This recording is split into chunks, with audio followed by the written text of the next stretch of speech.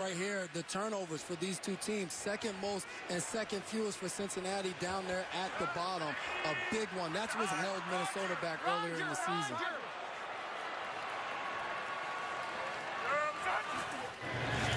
So the Bengals, with a couple of timeouts, are going to let Jake Browning cook, but he gets dragged down by DJ Wanham.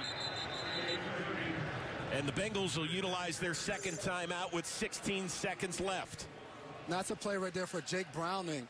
You're in this 2-minute situation, seconds left. You have 2 timeouts in your back pocket. You're outside of the pocket. Throw the ball away. It's not worth the 2-yard pickup and now having to burn your second timeout right there. Still 17 seconds left. They're going to have to get something deep down the field, whether it's on the outside or down the middle, just to get possibly a little bit closer if time continues to tick to be able to have a chance at a Hail Mary. And on the other side of things, if you're a Vikings fan, you're wondering what Nick Mullins was thinking, right? A guy that has made 18 starts, but you're in field goal range, tack on some points. You just had a critical turnover deep in the Bengals territory. Points so critical at this time of year. So we'll see if Cincinnati tries to throw the ball downfield. Still 1 timeout remaining. Browning looking deep down the right side. He's looking for T. Higgins, who goes up and catches it down at the 30-yard line.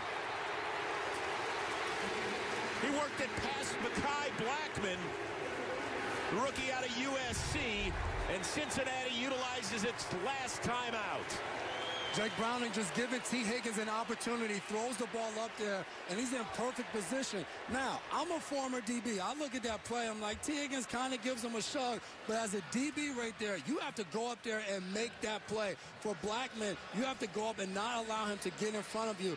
But at the same time, as we're looking at this again, T. Higgins catches it up top.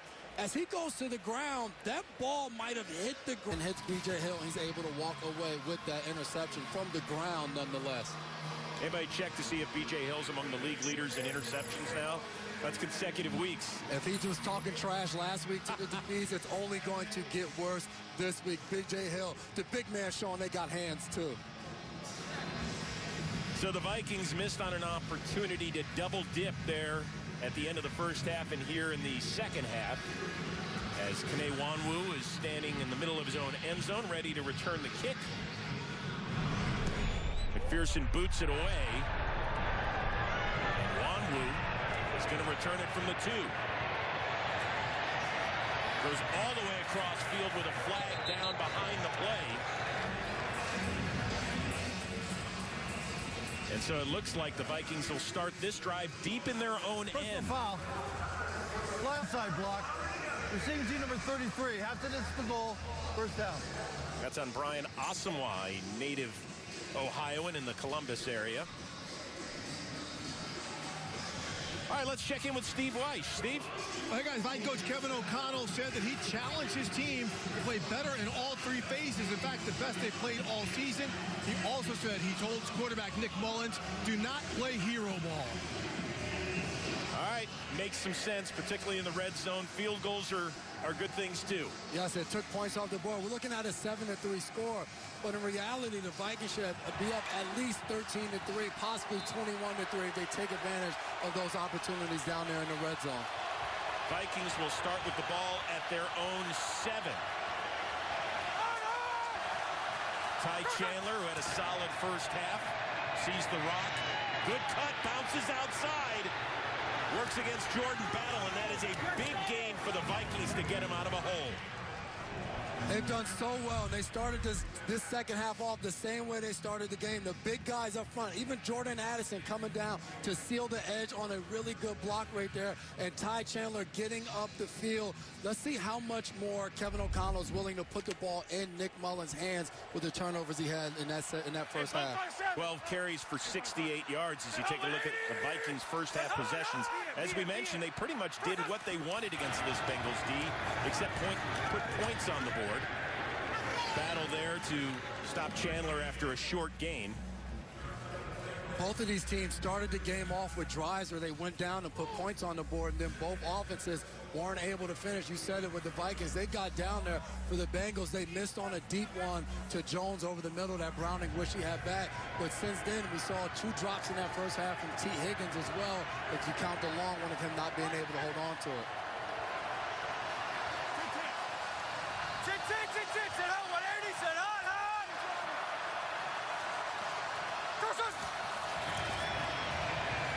Mullins throws and connects with Justin Jefferson a few yards shy of the 50, and then he gives it to the Bengals bench. That's as good a throw as Mullins has made all day. Justin Jefferson just makes it look so easy. You're seeing him down here at the bottom of your screen. The way he weaves within his routes, DJ Turner trying to stay on top of him right there. And Jefferson's looking at the sideline like, man, this is just what I do. Welcome back. I'm here, I'm on the field, and I'm going to have a day. His old college teammate Jamar Chase on the other sideline made headlines this week when he said, listen, I'm number 1. I don't care who's number 2. And Justin Jefferson said, I'm not even going to answer that with a reply. He knows who's number 1. Chandler spin move and gets into Bengals territory. Good strong run. Interesting season for the Minnesota Vikings. First 5 games, a 1-4 record, even though Kirk Cousins was playing the best of his career. Then in the middle, they lost Cousins during a 5-game winning streak. And with a bunch of quarterbacks, lost their next 2 to Denver and Chicago. And then finally a big 3-0 win in Las Vegas last week. And that young lady apparently made the return trip from Vegas. A little tired. 2nd and 6 for the Vikes. Wanwu in the backfield. Mullins looking left, throwing left, and connecting. That's another first down for Jordan Addison, who's having a fantastic game. That's back-to-back throws we've seen from Mullins, and you take this for granted. His ability, he's standing in the pocket, and he's putting these throws on the money, on the sideline as DJ Turner is barreling down on Jordan Addison, and a really good catch to corral that one on the sideline. It's a pair of rookies going at it, one from USC, one from Michigan. And the Vikings have another first down inside the Cincy 40. Mullins just grounds it because Justin Jefferson was blanketed by the Bengals. And that's okay, too. Definitely okay. Better than the alternative, what we saw in the first half. And that was a play where we were looking to possibly run the ball, and was a run-pass option. And Mullins was looking to get the ball to the outside, and everybody else is run blocking. And then Mike Hilton right there in the middle. He jumps it. He doesn't allow the pass right there. That is a tremendous job of him understanding. And we're watching Zach Taylor go nuts right there. I think he wanted an intentional grounding. That ball could be behind the line of scrimmage possibly.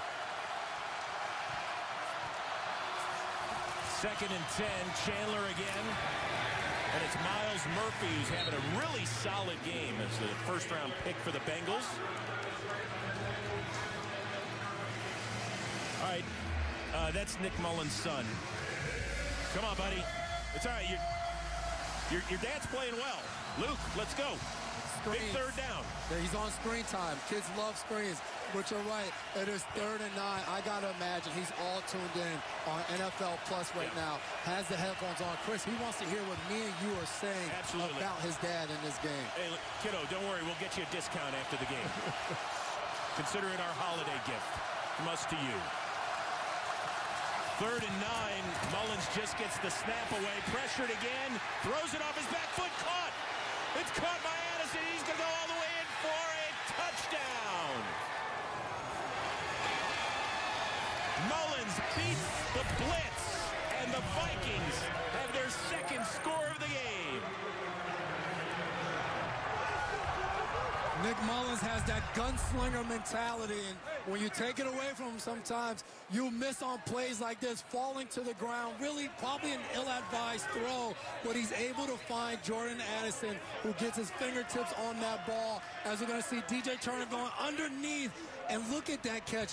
Scrapes it right off the carpet, picks it up, and is rolling for the touchdown. His young son Luke, he woke up, picked his head up, said, "Dad, that's how you do it."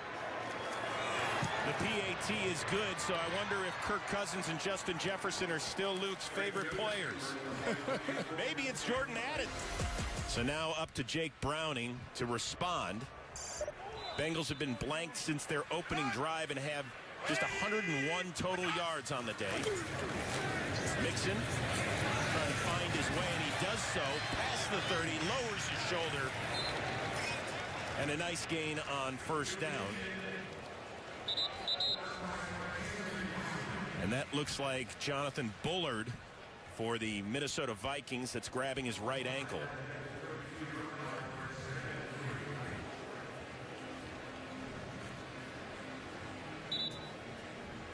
So we are going to step away as the Vikings check on their defensive lineman, up 14-3. Coordinator Brian Flores, and let's see what sort of celebration this defense has planned. Okay, we got you. How do you grade it? Well, I'll probably give that about a 2, but it's hard. Last week was so good with the cake stand. When you come back and just throw the ball up in the air, it's a tough one to follow up on. But this Vikings defense, I just said Browning, take it play by play. Don't try to do too much. He had his flat guy wide open, and Tanner Hudson tries to make the big play down the field, and Evans takes the ball away. An easy interception. Harrison Smith was right behind him to maybe intercept it himself. Browning right there doing what Kevin O'Connell said Mullins needs not to do. Don't try to make it into hero ball. The Vikings, Najee Thompson, who's their rookie extra defensive back, is the choreographer, by the way, of all the defensive celebrations.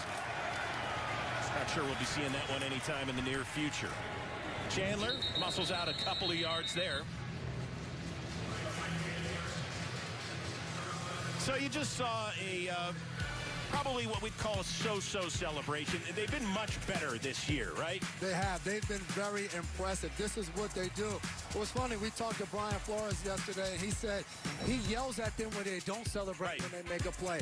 Last week, he was actually involved in a celebration, but he chickened out at the last moment. The moment got too big for him, and he wasn't able to live up to it. Yeah, he said game situation didn't call for it. You going to buy that? Nope. He didn't have the right dance moves, probably. Mullins, plenty of time, fires downfield, and it is caught.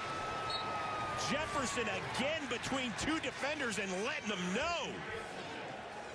Gain of 14 on the play.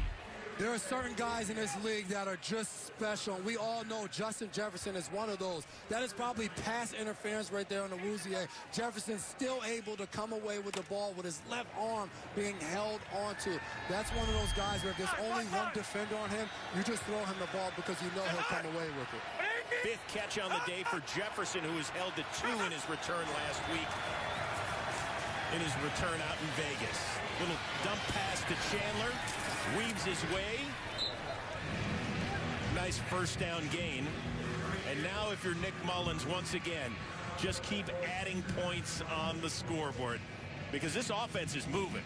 They are, and Kevin O'Connell's done a really good job of the rhythm of the offense, of giving the ball to Ty Chandler, mixing the screen in there, finding opportunities for Justin Jefferson one-on-one on the outside, and then using Jordan Addison in the slot to take the ball down the field. So just continue to make the correct decision play after play. A game manager, I would say, opposed to a changer today. Cam Newton would agree. 2nd and 5, Mullins going to throw it. And it's Jefferson again, and it's another Vikings first down. Welcome back, Justin Jefferson. Boy, has this team missed him in the last couple months. Showing the sideline work right here, jumping up, is push right there. All right, we got left foot, right foot, and that is a catch right there. Justin Jefferson knows how to get it done. That is some pretty footwork right there. A little toe drag swag, as Nate Burleson used to say. What show was he on? I heard it was Good Morning Football was one that he was really dynamic on. Okay. All right, little Mullins, he's back with us. Screen time's done. He's back to live action.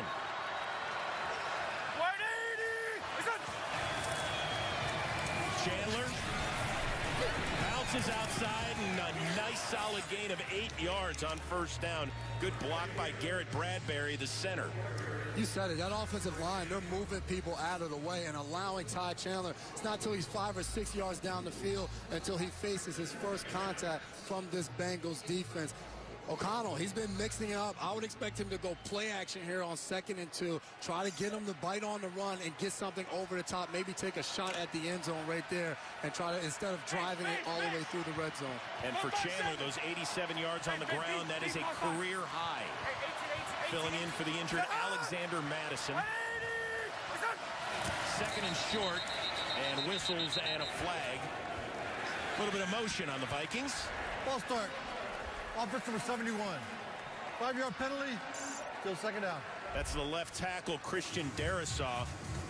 Has actually done a really good job. We saw Trey Hendrickson get a half sack, but other than that, we haven't called his name.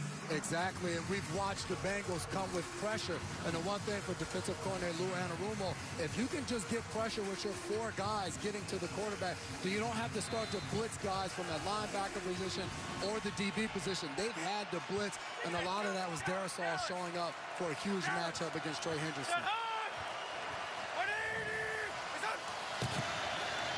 Mullins, he's got Oliver open. Nice catch, but not much yardage. Mike Hilton all over that play. All right, bringing up a 3rd down right here, down in the red zone. This is an opportunity for Minnesota. They already have 3 points on the boards the way you like to look at it. Can they pick up this yardage? I would expect them to possibly try to find the back coming out of the backfield. And I would expect Cincinnati on the other side, a double team of T.J. Hawkinson and Justin Jefferson is going to force Mullins to get the ball to somebody other than those 2. Crowd getting loud on 3rd.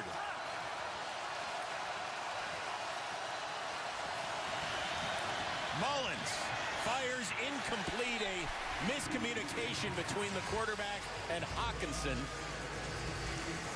Yeah, he was looking for Justin Jefferson, just not enough time. And we're going to see Jefferson matched up on the outside right here. There's going to be some contact down the field right there. I think that's fine, though, and that's one of the things we used to always say as a DB, do business as business is being done. We haven't seen a lot of interference calls or holdings or illegal contact in this game. They're allowing the guys in the back end to play today. So now Greg Joseph on for his first field goal attempt of the day. This one from 39. And he has now made 50 straight inside the 40. And the Vikings... Chris, I thought he was borrowing that from your closet for a second. So? It's a rental. That thing's got to be back by 5 o'clock this afternoon. Joseph kicks it away. Trevion Williams is going to watch it sail over his head. All right, right now let's take a look at Next Gen Stats powered by AWS. And how about the touchdown catch by Addison? Watch how he's able to hold on to this. You see that 21.4% is able to grab it right before it hits the ground. Then he does the rest with his feet. Nick Mullins giving this guy an opportunity as he's falling to the ground. Just an incredible play, a great catch, but even better throw as he's falling on his back and is able to get the ball out to Addison. The most improbable catch by a Vikings player this season. A little namaste for Nick Mullins on the sideline with a 2-touchdown lead. And so now it's up to Jake Browning. He'll hand it out to Chase Brown. It's a 5-yard gain as the undrafted rookie Ivan Pace Jr. celebrating his 23rd birthday with his family here. Purchased 10 tickets, by the way. Family is an understatement. He said he was going to have 40 to 50 people. But only paid for the 10. Undrafted rookie, he understands that. Yeah. I can't pay for everybody to go. You weren't at the high school game. I don't need you to come to the NFL game with a ton of family members. A really cool feeling for him to be able in his rookie year to come back home and play in front of so many people that probably helped him to get to the moment he's in now. Went to Coleraine High School here in Cincinnati, then Miami University just down the road before finishing up as a Cincinnati Bearcat. Browning, pressure, throws, caught by Mixon. And he gets close to the first down. Troy Dye stops him. Kudos to Browning for just keeping that play alive. I'm not so sure it was a wise throw. Really good job by him, able to shake free of Dye right there as he's coming in free for the sack. And just the way the Vikings attacked the ball, Danielle Hunter going for the ball, Metellus going for the ball, and then even on the finish, Dye is going in there with the punch, trying to get it loose. Really good job by Browning getting away and making something out of nothing, bringing up a 3rd-and-1 situation for them right now. And with 3 minutes to go in the third, a critical 3rd down for the Bengals. Browning throws, Hudson gets it and gets up close to the 40. Cameron Bynum on the stop. Really good job by Browning. You saw him go with the pump fake right there. The Vikings playing zone coverage, and Hudson wasn't open when he first got to his back foot. He stuck with it and allowed them to clear and open up that zone, as you're seeing him on the outside right there. Forced Bynum to have to back up and get to the receiver and pick up the 1st down. Bengals last week played from in front the entire way against the Colts. So now being down 14, a little bit of a new experience for Browning in the starting role. Browning looking left, throws to Hudson, gets it inside Vikings territory, taken down by Murphy at the 45. Gain of 14. Really good job. They're trying to set up a screen right there, and they fake it out to the screen, and Browning does a good job of finding them down the sideline. The Vikings, they major in zone. When you can find those soft spots, you can make plays down the field on them. Jamar Chase very, very quiet since the opening quarter. Just 2 catches and 2 targets on the day. There's Browning. It's Irv Smith, the former Viking, gets it inside the 35. Steve Weiss, what do you have down there? The Bengals head coach Zach Taylor told me as long as they don't take negative plays like they took in the first half, they can have drives like this. Now it's a matter of sustaining now that they're getting in scoring position. All right, Steve, thank you very much. Field goal on their opening drive and nothing since then. Once again, the Bengals, one of a half-dozen AFC teams, sitting at 7-6, currently the 10 seed in the playoff chase. They'll swing it out, and the ball's caught by Travion Williams. Minimal gain as the Vikings were all over it. This drive right here, Browning's doing a good job of just not holding on to the ball too long. He's getting it out right away, whether that's to the guys on the outside right there with Williams scooping it up off the turf, making a nice catch over the middle to Irv Smith. As soon as he's hitting his back foot, he knows where to go, and he's getting the ball out of his hands. Where earlier in the game, we saw him hold on to the ball a little too long. Just saw a frustrated Brian Flores, even though his team hasn't given up a touchdown in 3 games. Browning. There's Chase inside the red zone and inside the 15. Jamar Chase getting behind the zone defense right here. They're running some cover too, so you're going to see Byron Murphy. His job is to get hands on the receiver. Harrison Smith is over top of him, and he's able to make the tackle there. Only his 3rd catch. You said it earlier, Chris Rose. The one thing, talking to Brian Flores, he said he wanted to take Jamar Chase away at all costs, and he's done that so far today. Bengals are driving as we have reached the end of the quarter. It's 17-3 Minnesota.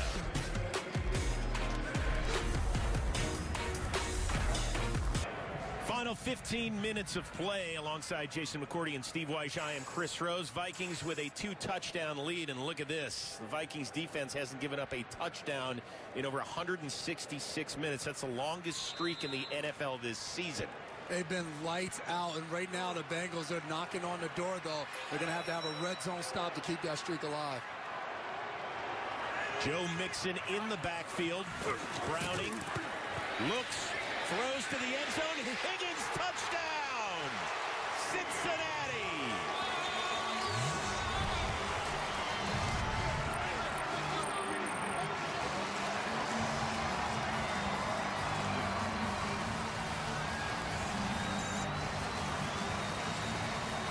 So for the first time since the final minute of Minnesota's loss against Denver, that Vikings D allows a touchdown.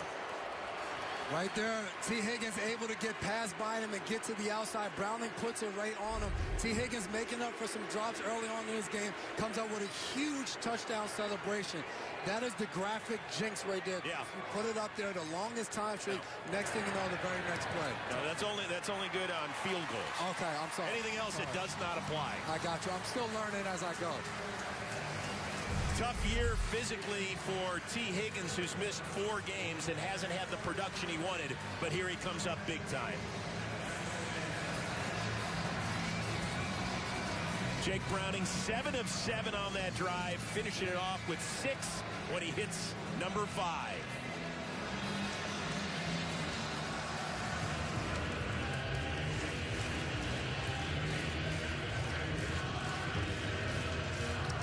Really good play design for them right there. They had a bunch, 3 guys in one area, and then they all just break out, and Browning allows it to work itself out. The flat is taken care of. He lost one up to that back corner of the end zone. It's just a really good job as Minnesota was bringing some pressure. Metellus was in his face, able to still find T. Higgins in the back of the end zone. It's important now for this Vikings offense. You're going back on the field. You've been able to move the ball. Your defense finally gave up a score. How are you going to respond now to allow yourselves a chance to follow up with that touchdown? So now the jungle is jumping for the first time since early in the first quarter. Bengals back within a score. We'll see how Nick Mullins and the Vikings offense responds.